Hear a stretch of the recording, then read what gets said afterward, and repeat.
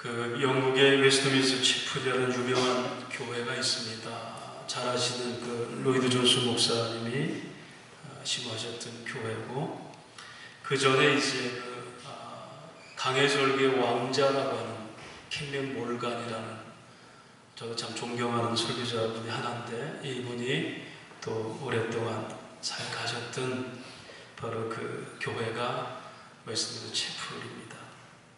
그런데 켄맨 몰간님이 이제 은퇴를 하시고 나서 정말 오랜만에 성도들이 그 설교를 듣고 싶어서 그리워서 목사님은 설교를 초대를 했습니다. 80이 넘은 고령에 대해서 걸음을 제대로 못 걷고 또 근기가 떨어져서 활동을 잘못하심에도 성도들의 간절한 마음으로 설교 초청을 받아서 설교를 하시는데, 오늘 본문 이 말씀을 가지고 설교를 했습니다.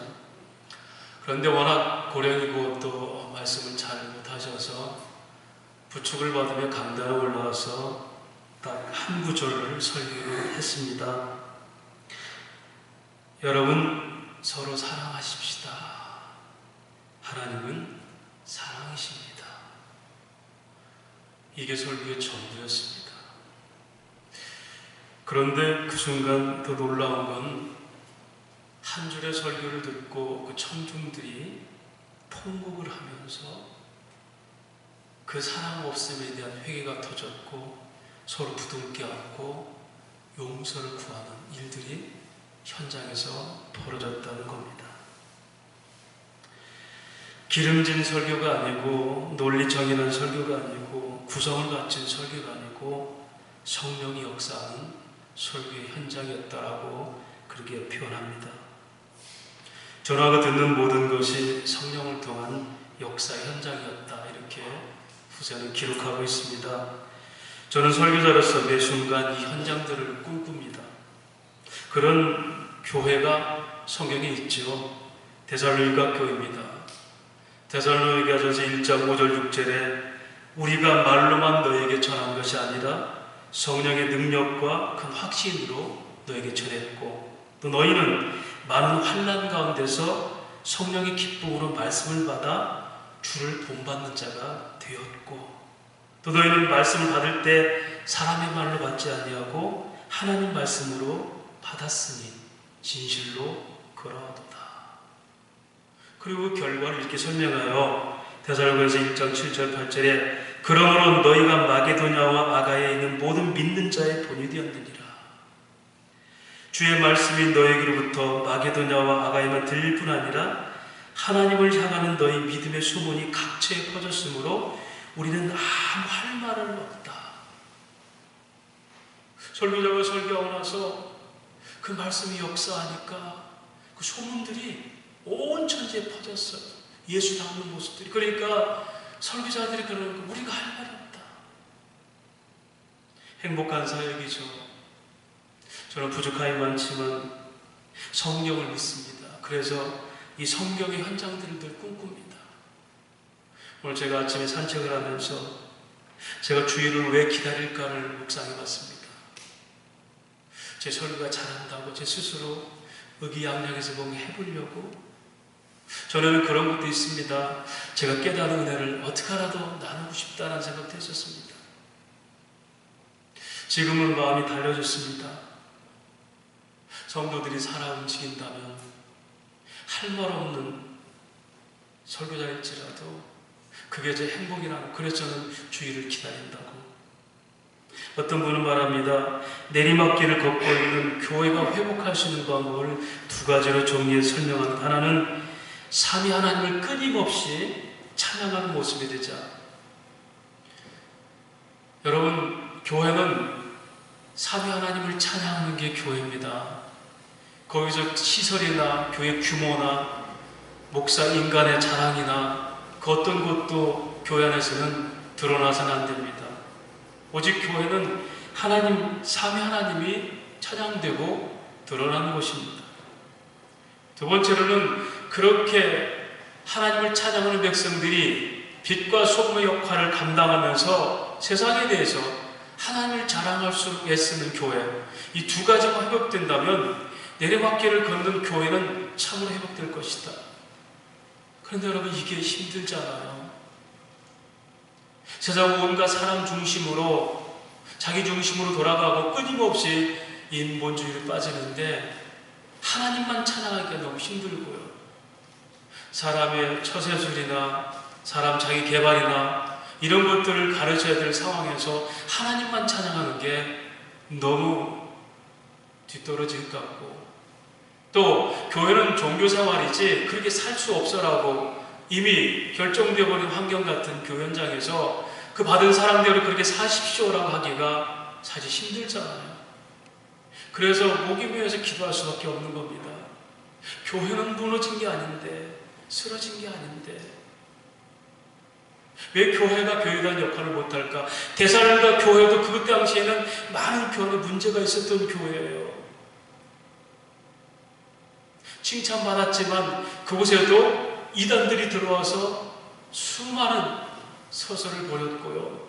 또 날짜와 절기를 지키면서 전통주의자들이 있어가지고 얼마나 많이 막았는지 몰라요. 그런데도 그들의 소문이 온 아가야, 온 마게도냐 지역에 다 퍼질 정도로 어떻게 사람의 수고와 역사는 믿음, 소망의 인내를 가지고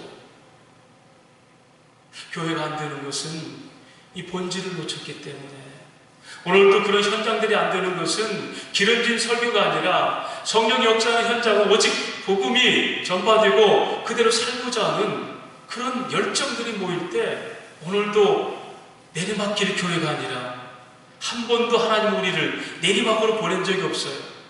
스스로가 내리막이 되는 겁니다. 제가 한 달 동안 설교 안식을 계획하면서 세 가지를 제가 계획을 해봅니다. 첫 번째로 지나온 내 설교를 다시 한번 점검하는 계기를 삼으려고 해요. 어떤 의도도 없습니다. 그 다음에는 성도들 설교 듣는 모습이 어떨까?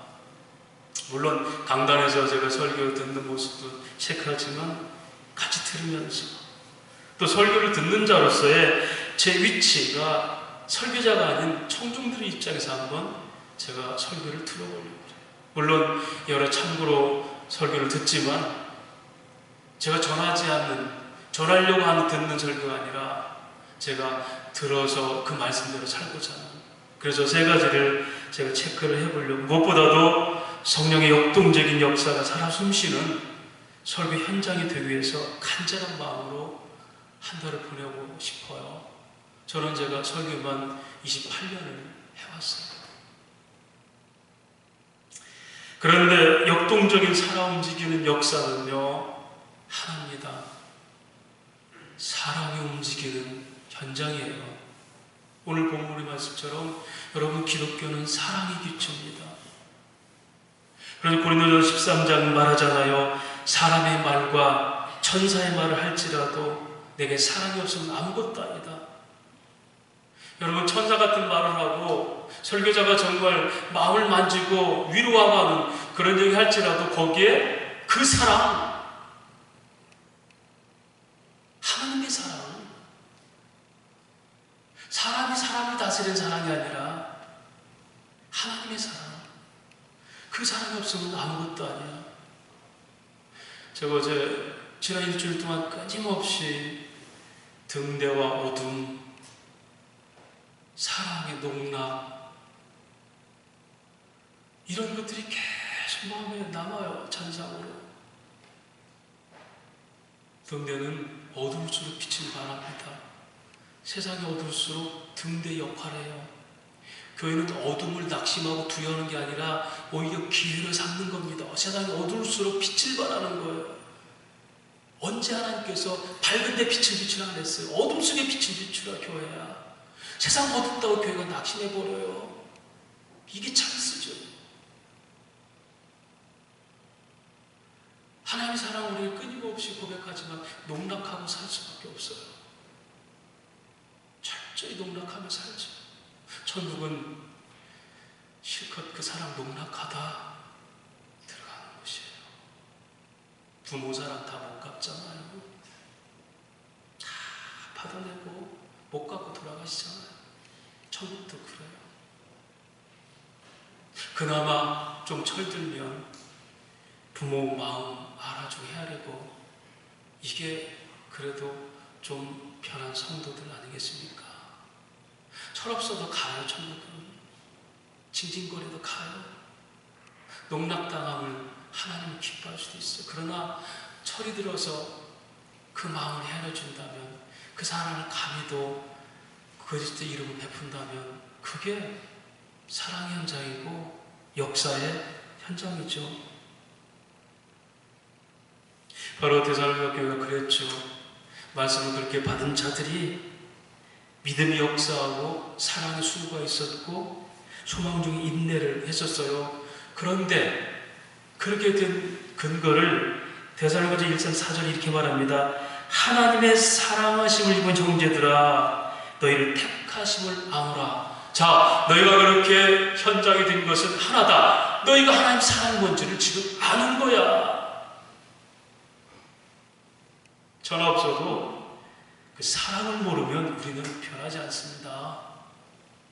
그 사랑이 빠진 우리는 무슨 짓을 해도 아무것도 아닙니다. 고린도서 14장 뭐랍니까? 내가 불사르게로 네 몸을 대신해 죽을지라도 사랑이 없으면 아무것도 아니다. 예수께서 십자가에 우리를 위해서 죽으셨을지라도 그 사랑이 아니면 아무것도 아니야. 공로죠. 내가 이렇게 했는데. 이게 성경이 말하는 사랑입니다. 기독교의 참풍은 불같은 역동적인 역사는 이 사랑이 움직일 때 일어납니다. 그 사랑이 빠진 어떤 부흥의 현장도 가짜 부흥이에요. 그런데 어쩝니까? 우리는 사랑을 모릅니다. 사랑 아십니까? 오늘 요한일서 4장 7절 9절 말씀 봅시다. 사랑하는 자들아, 우리가 서로 사랑하자. 사랑은 하나님께 속한 것이니 사랑하는 자마다 하나님부터 나서 하나님을 알고. 사랑은 누구에 속했어요? 하나님께 속해서 하나님의 사랑을 나타내지 않으면 우리는 사랑 몰라요. 9절 말씀입니다. 하나님의 사랑이 우리에게 이렇게 나타난 바 됐으니 하나님의 사랑을 보여주지 않으면 우리는 사랑을 몰라요. 우리가 하는 사랑은 본능적인 거예요. 여러분, 성경이 자식 사랑에 대해 설명합니다. 세리와 창기들도 죄인들도 자식이 생선을 달라면 뱀을 주겠느냐. 악한 자라도 이렇게 사랑하거든. 하물며 가장 사랑은 내가 너희에게 모든 걸 주지 않겠느냐. 여러분, 자식을 사랑하는 것이 악한 사랑이라고 주님 표현했어요. 충격이십니까? 하나님의 사랑이 없는 자기 봉색과 자기 중심의 사랑, 자기 명예와 자존심을 위한 사랑, 여러분 자식을 그렇게 사용할 수도 있어요. 그래서 에베소는 말합니다. 부모들아, 너희 자녀를 주의 훈계와 교양으로 양육하라 그랬어요. 하나님 사랑으로.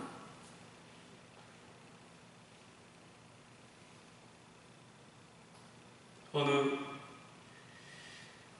고등학교에 설교하러 가는 목사님이 가니까 교무실에 이번에 서울대학 몇 명, 고대 몇 명, 연대 몇 명 쫙 적어놓더라고.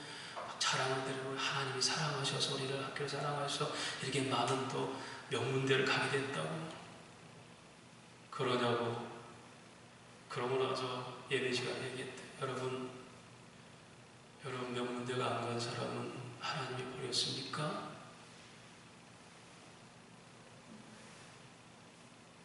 우리의 사랑의 척도를 어디에서 찾아야 될까요? 육신을 위해 쉬는 자는 육신을 거둡니다. 맞아요. 명문대 가려면 남들보다 2-3시간 더 공부해야 돼요. 그에 데려다가 새벽기도 시키지 마세요. 육신에 육신으로 수고해야 돼요. 명문대 가면 데려고 공부시키고 여기 와서 기도시키고 너 밤새 기도해라. 그러고 답이 보이고. 여러분, 그런 불황당 하나님 아니에요. 그만큼 자기 노력을 해야 돼요. 육신을 심는데 육신을 거둬요. 그것도 없으면서 기도해서 명문대학 가라. 이렇게 많이 가면 하나님 사랑이다. 그러면 나머지는 다 저주받은 거예요. 사랑을 내 마음대로 평가하고 행동하면 안 돼. 이게 우리가 사랑을 모른다. 왜? 하나님의 사랑이 나타났고 그 사랑을 우리가 받지 못하면 우리가 하는 사랑은 전부 자기 중심이에요. 이게 아담이 했던 사랑입니다. 여러분, 세상은 사랑만 하지만 온통 사랑 타령해요. 그런데 그 가치는 알지만 그게 뭔지를 몰라서 감성을 자극하고 책임을 부여하고 동정을 유발하고 순관쳐가면서 사랑을 얘기합니다. 바비킴의 사랑 근원, 이승철의 사랑 참 어렵다, 이문세 사랑이 지나가면, 사랑 안 지나갑니다. 여러분, 하나님의 사랑은 지나가지 않아요. 혼자 해주고 혼자 만나고 올 때가 온 것처럼 갈 때 쉽게 가고, 하나님 사랑 그거 아니에요. 내가 얻고 싶은 사랑을 그대로 표현하니까 떠나가는 사랑이 아니고 내 거 아니면 사랑이 아닌 것처럼. 부모는 다 그렇게 해야 되죠. 책임 전가하면서. 너는 자식 그 도리해야 할 거 아니야. 책임 전가하면서. 예수님께 우리가 책임 전가하셨다면, 내가 너를 그래서 사랑하는데 너는 그 모양이다 이랬다면 우리는 한순간도 길을 펴고 못 살아요. 그래서 사랑에 갇혀버립니다. 사랑이 시간에 메어버립니다. 내 죽기 전에 너 이거 해라, 나 죽기 전에 이거 해서 자신의 감정에 몰입하는, 퇴색하고 변질되고 사람의 욕망에 갇혀버린 사람들. 그런데 요한복음 8장 31절 이렇게 말합니다. 그 진리를 알지니, 그 사랑을 너희가 알지니 그 사랑이 너희를 자유케 하리라.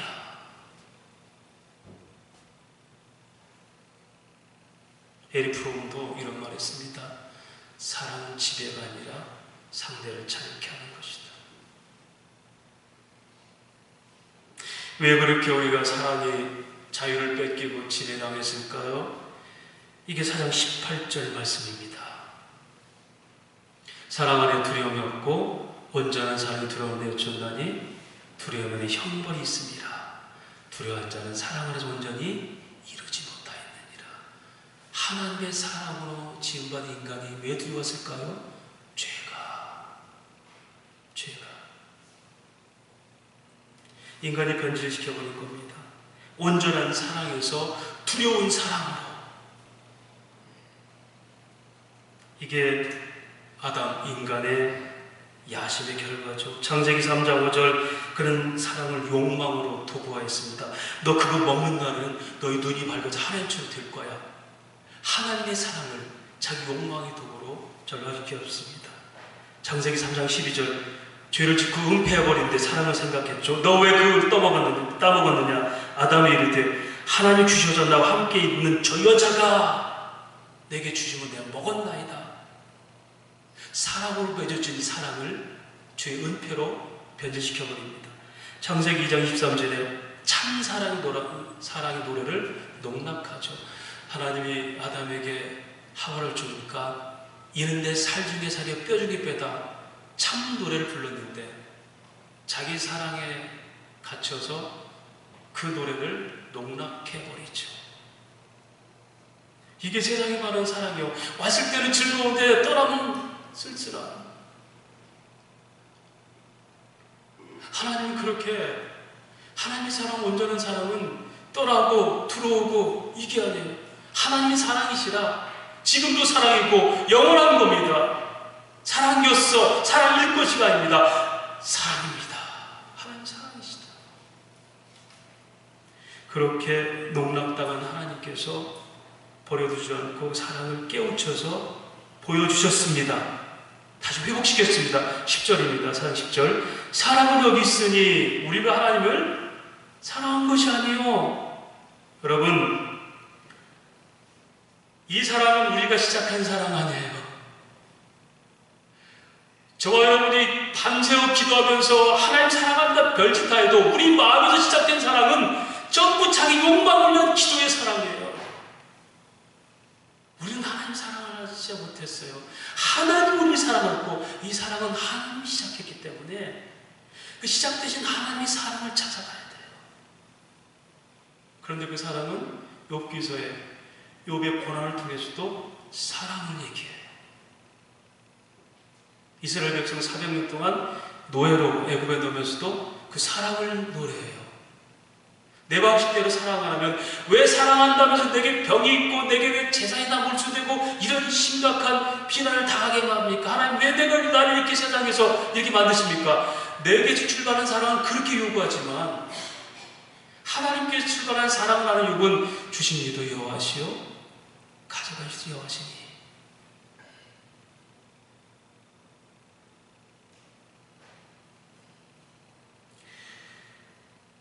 그 사랑은 하나님 시작하신 사랑인데 그 사랑은 다시 온전해지도록 죄를 제거시켰죠.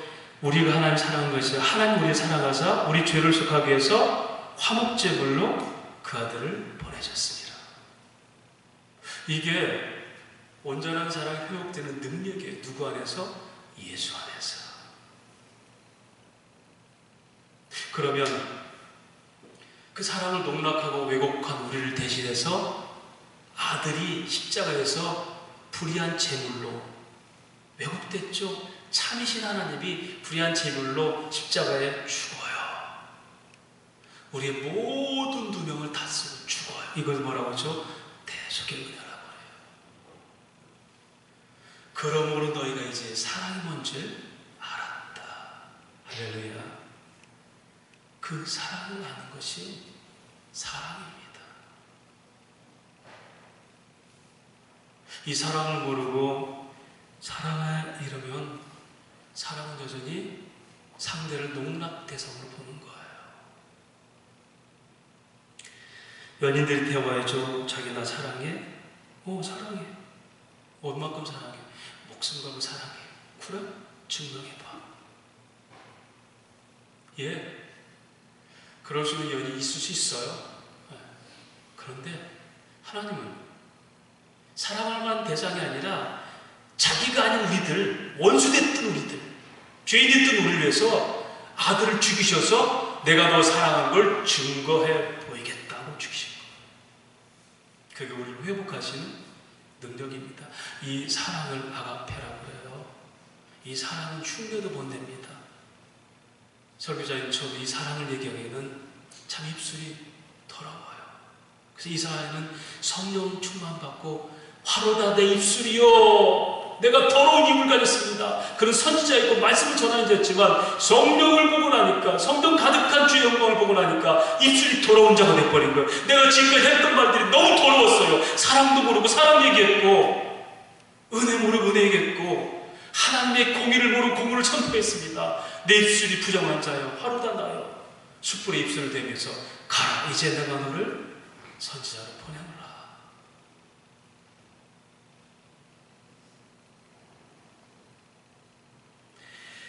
우리의 사랑은 결국 십자가에서 그 사랑이 포착됨으로 이게 사랑이다 깨달은 거예요. 눈에 보이지 않는 하나님 사랑이 눈에 보이고 읽혀지는 사랑으로 오신 게 십자가입니다. 이걸 하나님의 표적이라고 해요. 세메이온. 이 표적은 세상에 하나밖에 없어요. 전 우주와 역사에 하나밖에 없어요. 아들을 주셔서 죄인을 사랑하신 사랑. 이 사랑은 꿈꿀 수도 없고 요청할 수도 없고 바랄 수도 없는 사랑. 그래서 은혜라는 것은 받을 수 없는 자가 받은 것을 은혜라 그래요. 성경적 은혜. 여러분, 세상에 학문이 세상의 어떤 지식이 이 사랑을 얘기한 적 있어요? 다 자기 하기 나름이에요. 자기 한 만큼 이쁨 받아요. 물론 그거 육체로 심으세요. 부모님께 효도 잘하면 여러분 복 받는 것은 하나님의 자연 법칙이에요. 일반 법칙. 그것마저도 못하면 예수 믿는 사람들이 그마저도 복을 못 받잖아요. 열심히 살면 자수성가해요. 여러분 세상도 내가 남보다 열심히 뛰고 돈 벌어요. 여러분 예수 믿는 사람 재벌이 많겠습니까? 안 믿는 재벌이 많겠습니까? 우리나라 안 믿는 재벌이 많아요. 열심히 살면 그럴 수 있어요. 그런데 안 믿어도 여러분 줄 수 없는 게 있어요. 세상은 줄 수 없는 것. 안 믿어도 보좌는 될 수 있어요. 세상이 줄 수 없는 것 누구죠? 이게 예수님의 사랑이에요. 이건 세상에 누구나 함부로 안 줘요. 이게 교회의 빛이에요. 세상이 부러워할 빛이 이 사랑이에요. 제가 오늘 SNS 보니까 황원아 교수라고 교수님이 이 본문 그대로 오늘 설교하더라고요. 제목이 사랑의 예찬이었어요. 물론 그분은 서술적으로 이렇게 서술적으로 했는데 저는 이 본문을 강의하니까 의미는 같아요. 그분은 제목을 사랑의 예찬, 저는 바로 그 사랑, 하나님 사랑, 제목이 그 사랑입니다.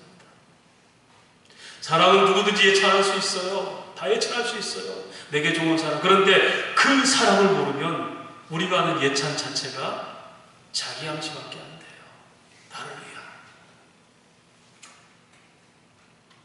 여러분, 그렇게 하나님의 사랑이 회복된 사람들은 반드시 반응을 나타냅니다. 11절 12절에 그 얘기입니다. 사랑하는 자들아 하나님 이가 주를 사랑하셨은즉 그리고 너희 그 사랑을 안다면 우리도 서로 사랑하는 것이 마땅하도다.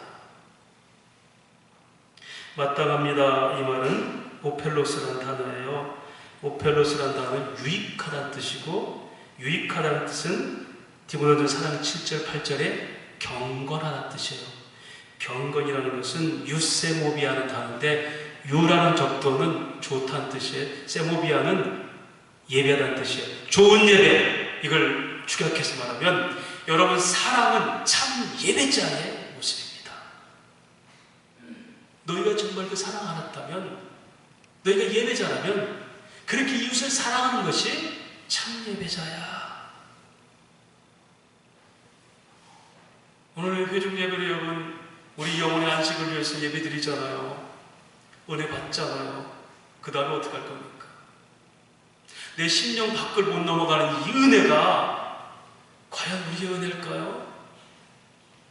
내 가정 기도를 못 넘어가면 이 기도의 이 모습이 과연 세상의 빛이 될까요? 우리 교회에 답을 못 넘어가는 이 사랑이 지상의 하나님의 보편적 교회를 인정할까요? 네 교회는 망해도 우리 교회는 되면 돼. 기업과 다를 게 뭐가 있어요? 세상 사람과 다를 게 뭐가 있어요? 내 우란 지키에서 남의 것 뺏어오는 것밖에 더 뭐가 있어요? 우리가 너무 쉽게 경건, 예배 너무 쉽게 얘기하고 있잖아요. 서로 사랑하는 것이 성도의 예배다. 근데 사랑을 어느 정도 할까요? 하나님 어느 정도? 네가 돈 있으면 주고 없으면 못 줘. 선실서지 그겁니까? 3장 16절 봅시다. 요한일서 3장 16절. 어느 정도까지 사랑할까? 요한일서 3장 16절. 한번 이 말씀은 하나님 오늘 우리에게 주시는, 왜 우리가 교회가 빛을 잃고 세상이 점점 어두워지고 우리는 평안이 없는지를 이 말씀을 읽으면서 한번 하나님의 음성으로 한번 읽으시길 바랍니다. 시작. 그가 우리를 위하여 목숨을 버리셨으니 우리가 이로써 사랑이 먼저 나왔고 우리도 그렇게 형제들 위해서 목숨 버리는 것이 오펠로스 마땅하니라. 잘하는 것도 아니다. 이게 예배다. 이게 교회 빛이다. 그렇게 산다면 교회를 세상에 욕할 수가 없다. 교회가 사람 쫓아주는 것 줄어든다고 낙심할 이유가 없다. 그 사람 네가 하고 있다면 네가 부흥이고 네가 교회고 네가 하나님 나라다. 사는 사람 보지 마라.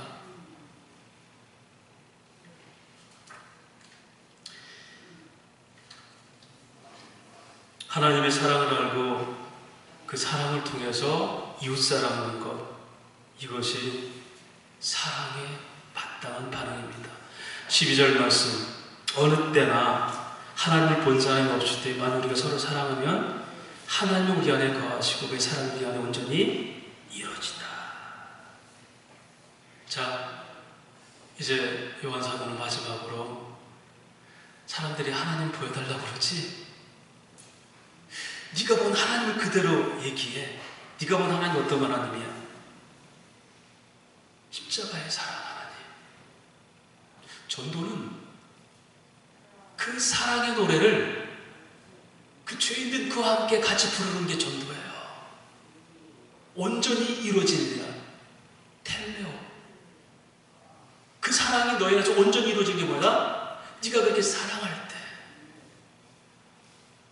하나님의 사랑은 저 십자가에 매달 예수, 2000년에 매달 예수에서 있는 게 아니라 지금 네 안에 그 품고 있는 예수의 사랑이 펼쳐질 때 그것이 바로 하나님의 사랑으로 온전해져. 텔레오, 예수께서 매달리시면서 테텔레스타이, 내가 다 이뤘도다. 내가 다 너희의 왜곡되고 농락당한 너희 사랑이 이제 다시 회복됐도다. 너희에게 사랑을 묻는 자가 있으면 그 사랑 얼마든지 설명할 수 있어야 된다. 그게 뭐죠? 서로 사랑함으로. 이 사랑이 없다면 역사는 믿음이 없어요. 생각으로 갖는 거죠.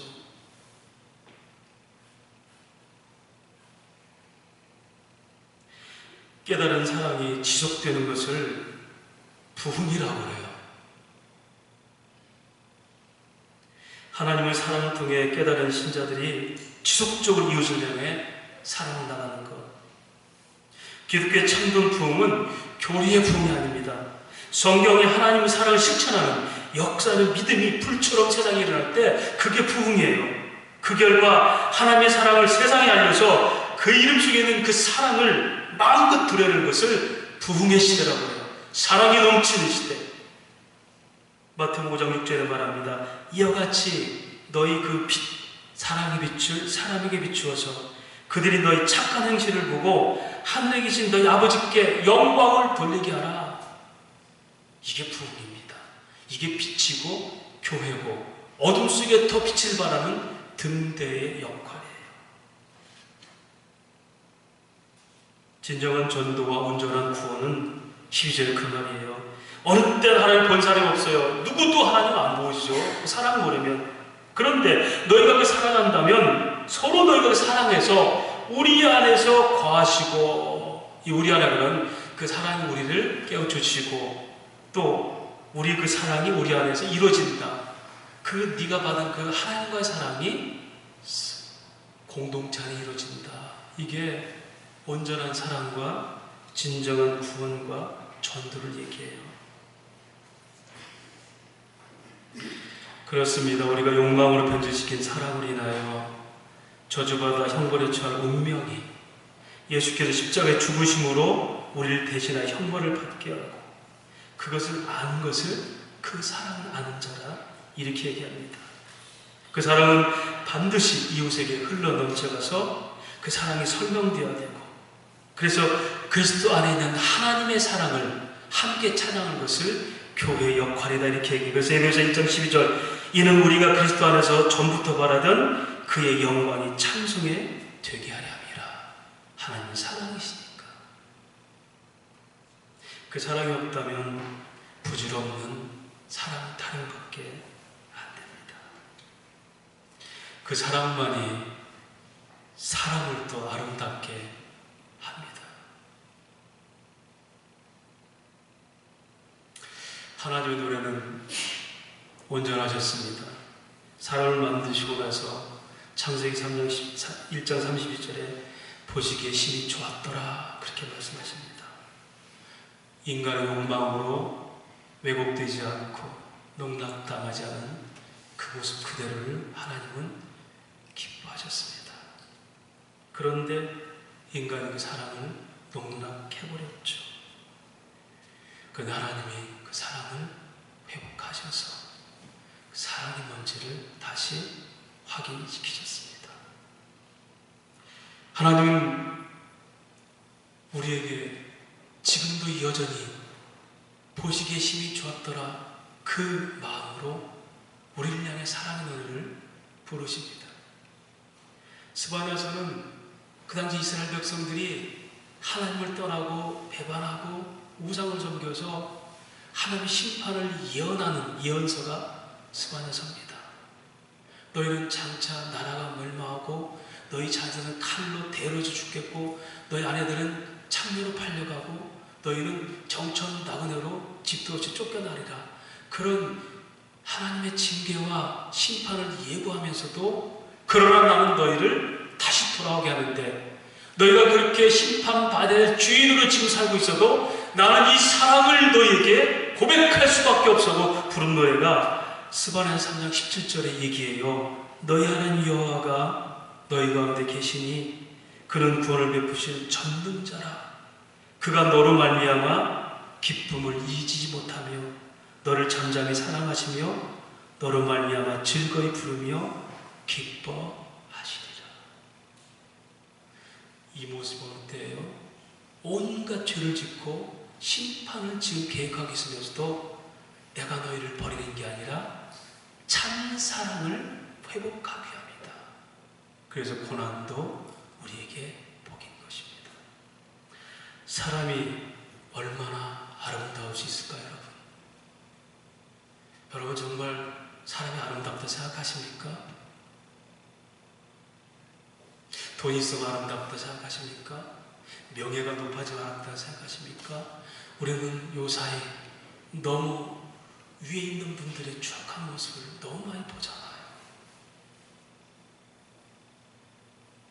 정치, 사회문화, 경제, 국방, 어느 분, 심지어 종교까지도 미투니 뭐냐 하면서 그동안 그 세계를 중심으로 살았고 존경받고 기념관까지 짓고 문학관을 만들고 여기저기서 유치하려고 했던 그분들의 모습이 얼마나 아름답지 못한지를 봤잖아요. 그런데 사람들이 아름다울 수 있을까요? 하나님은 아름답다고 얘기해요. 그 중에 하나가 누군지 압니까? 엊그제 비로소 남수단 대통령이 외국인 한 번도 준 적 없는 대통령 훈장을 고 이태석 신부한테 수여했습니다. 전쟁고아들과 한센병 환자들을 위해서 그의 평생 삶을 그들에게 줬어요. 그 몸에 위암 상기가 걸려서 걷지도 힘든 그 상태에서도 자선 콘서트를 하면서 그 사람들을 위해서 모금운동하면서 그가 불렀던 노래가 열애죠. 태워도 식지 않는 불꽃 같은 사랑이 되리라. 어떤 분은 그래요. 캐톨릭 영성이 뭐 제대로 됐어. 저는 그 떠나야. 그가 예수의 이름으로 살았다면 나도 예수님 사랑한 거예요. 지위가 높고 부자하고 명예가 있어서 아름다운 게 아니라 어느 저 이름도 없는 남수단의 한 지역에서 고통받는 사람들과 이름도 없이 또 살아갔던 그가 사람이 얼마나 아름다울 수 있을까? 저와 여러분에게 태워도 식지 않는 그 사랑이 우리를 붙든다면 우리도 아름다워질 수 있습니다. 교회도 아름다워질 수 있습니다. 그 사랑을 저는 김멸 몰간 목사님이 설교하신다 생각해요. 여러분 서로 사랑합시다. 하나님은 사랑이십니다. 제가 지난주 하나님 다음으로 농락한 사람이 누구니까 많이 있지만 저희 어머니가 생각났어요. 하나님 큰 은혜 받을수록 큰 은혜를 농락하고 삽니다. 그래서 제가 이런 글 하나 적었어요. 어머니 그 사랑 때문에 가슴이 아리고 그 사랑 앞에 한없이 작아지고 그 사랑으로 인하여 할 말을 잃습니다. 언제나 구석진 자리에서 피어난 인내의 향기여 가족의 이름으로 기꺼이 농락당한 사랑이시여 그러므로 하나님이 내게 보내신 천사님이시여. 저희 어머니는 저에게 많은 사랑을 농락당하셨습니다. 그리고 지금도 94세가 되셨는데도 저에게 끊임없이 사랑의 기도를 멈추지 않고 있어요. 그 사랑은 십자가의 사랑을 받아줄 때, 그 사랑 십자가의 사랑을 깨달을 때 내 것, 네 것이 안 됩니다. 하나님은 사랑이십니다. 서로 사랑합시다. 그것이 그 사랑을 하는 교회의 모습이고 천국은 죄인들이 그 사랑을 농락하다가 들어가는 곳이에요.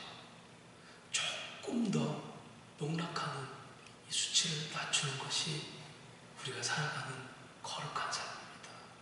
그 사랑으로 서로를 바라보시고 그 사랑 앞에 말을 하며 그 사랑 가지고 서로를 품을 수 있고 그 사랑의 빛을 발할 수 있는 성도와 교회 되시기를 주의 이름으로 부탁을 드립니다.